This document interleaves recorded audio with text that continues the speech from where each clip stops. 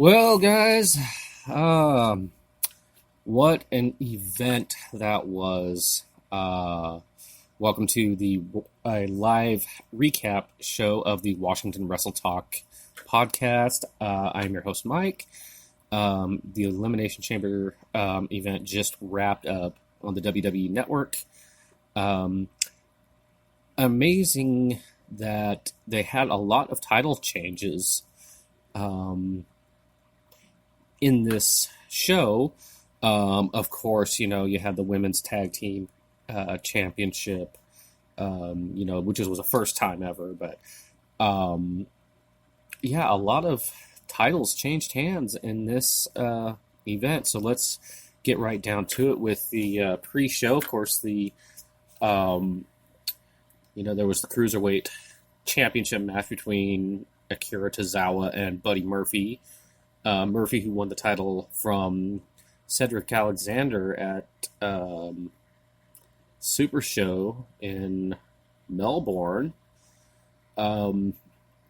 He's been portrayed as a cruiserweight juggernaut. Coming in just a hair under the 205-pound limit, and Tozawa, was he's known for his speed, his striking ability. The crowd was still filing in, and both guys had a lot to work with. They eventually got the crowd into it. The crowd was chanting, "This is awesome." Murphy retains the title, and then we go to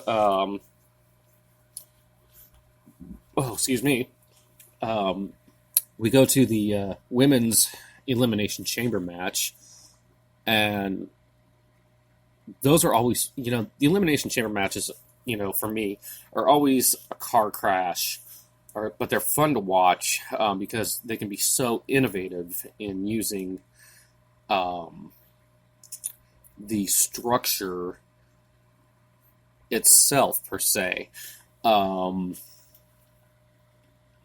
The first two teams that started were, of course, Mandy Rose, Sonya Deville, and the Boss and Hug connection of Bayley and Sasha Banks.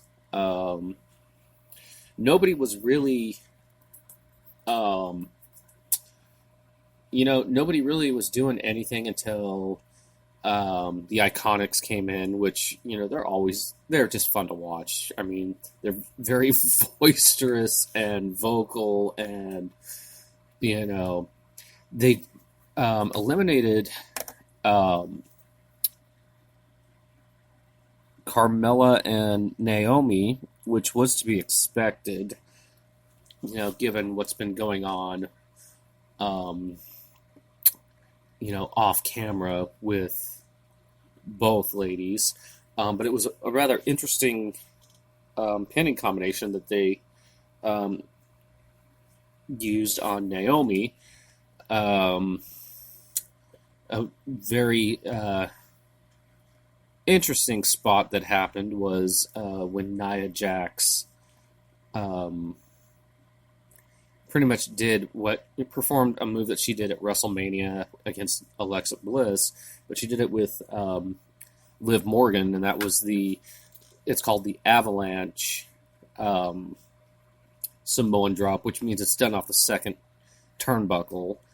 And of course, Tamina did paid homage to her father, who, if you didn't know, was her father was Jimmy Superfly Snuka, and she did the Superfly Splash onto Sarah Logan and eliminated the Riot Squad. But another interesting thing that happened with Nia was she actually went full bore into did the full bore, bump or spot into the chamber, into one of the pods, and it left Tamina by herself. So Tamina gets eliminated by the remaining teams, which at the end it turned out to be the two teams that started, which were um, Sonya Deville and Mandy Rose and the Boston Hug Connection. A lot of back and forth between these two teams trying to prove, trying to make history, basically. And at the end of the match, it was Bayley and Sasha becoming the new WWE Women's Tag Team Champions. And then the next match was Shane McMahon and The Miz defending the SmackDown Tag Team titles against the Usos. And, of course, Shane McMahon at his age, 49, he's still doing, the coast to coasts. And, they call it the coast to coast, but it's actually like a Van Terminator because Rob Van Dam was the one who invented that. He hit one and he went to hit another one and he got kicked right in the face.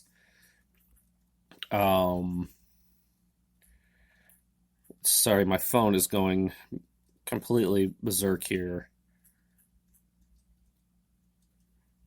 I apologize for that.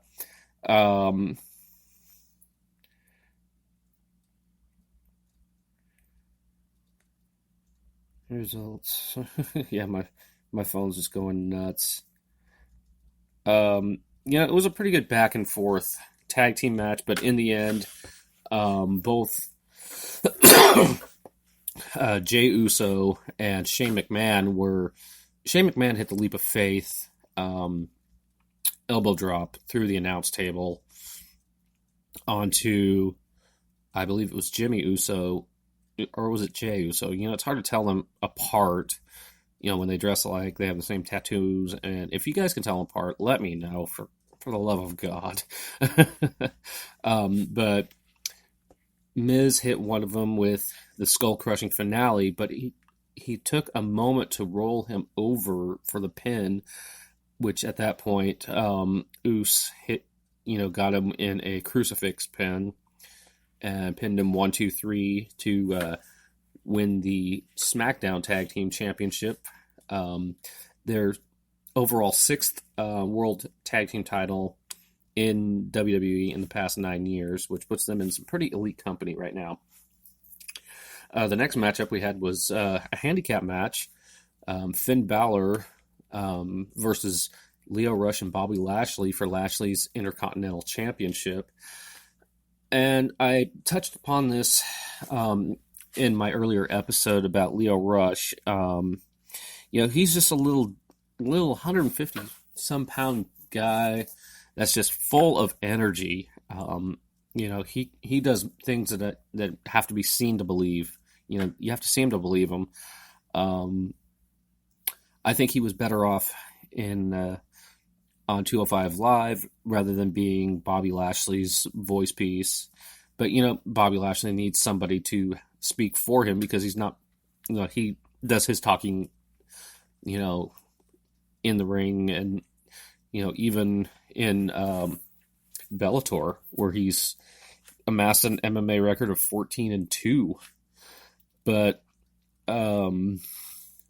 Balor, the story was Balor couldn't defeat Lashley, so he had to isolate Lashley and Lio Rush. So in the end, Finn Balor performs the coup de grace on Lio Rush and wins the Intercontinental title for the first time. After the match, Lashley was going crazy. Lio Rush is saying, "It's my fault, man. I'm sorry. It's my fault." And Lashley, appeared to calm down. And he gave Lio Rush a spine buster. And that leads us to our next title match, which was pretty short and sweet. Only a minute. It was only a minute and 40. Basically a throwaway match, almost. But Ronda Rousey defeats Ruby Riott via the armbar for the Raw Women's Championship.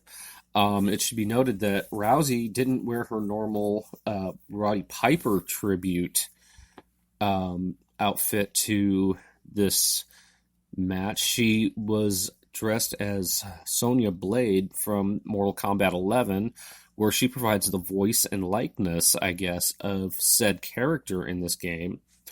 After the match was over, Charlotte Flair, who was sitting at ringside, got into the ring. And then Becky Lynch came out from the crowd in crutches, where it was, the angle with Becky Lynch, Charlotte, Rousey, and the McMahons.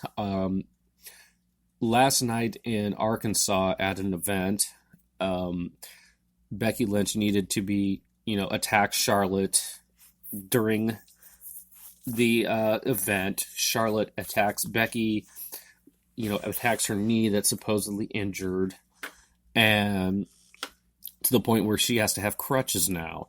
So fast forward to tonight, Becky Lynch comes through the crowd on crutches and completely annihilates Charlotte Flair as Ronda Rousey is just standing there watching with a bemused look on her face. So Rousey grabs the other crutch, and Becky Lynch was almost like offering up Charlotte Flair. And as, Rousey goes to hit Flair, Lynch just turns around and just pummels her with these crutches. In fact, she caught her a couple of times on the elbow, on the side of the head where she was bleeding. But they're playing it off as, Becky Lynch is a Stone Cold Steve Austin type persona for this era. So WrestleMania is in 7 weeks, so we'll find out from there where that angle's going to go. The next match was the no disqualification match against Baron Corbin and Braun Strowman.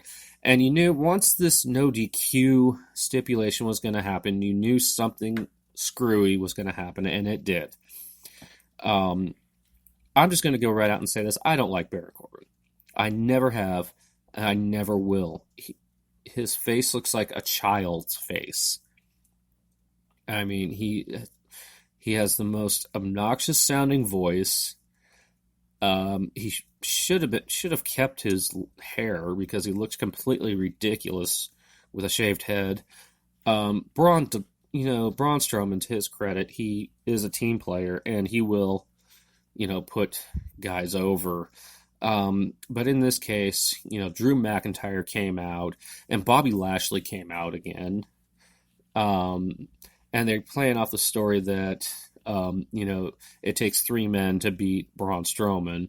And in fact, they did this one spot towards the end of the match where Lashley and McIntyre stacked up 2 tables with both sets of steel stairs next to him. And they gave him they gave Strowman the triple power bomb, a la the Shield. So Corbin defeats Strowman in 10 minutes and 50 seconds.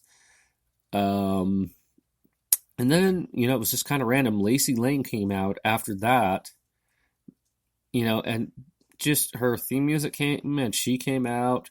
No real reason for it. She just came out and then she turned around, went back to the locker room, and there was no real reasoning behind it. And then we get to the Elimination Chamber match itself. Samoa Joe starts off with Daniel Bryan, and Bryan was reluctant to come into the match. And then after that, Kofi Kingston came out. And after Kingston, it was AJ Styles. Styles eliminated Samoa Joe. And then after, AJ Styles and, Joe, then came Jeff Hardy. And then Randy Orton. And the eliminations came quickly. Jeff Hardy was eliminated. AJ Styles was eliminated by, Randy Orton. And Randy Orton was eliminated by Kofi Kingston. So it came down to Daniel Bryan versus Kofi Kingston. And for those of you who aren't aware, Kofi Kingston arrived tonight.